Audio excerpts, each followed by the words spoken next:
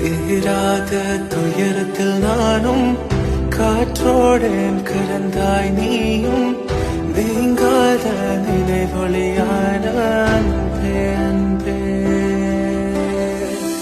மறு ஜென்மம் இருந்தால் கூட உயிரே உன் கரம் பிடிப்பேன உன் கால் தடம் நான் தொடர்வேனே.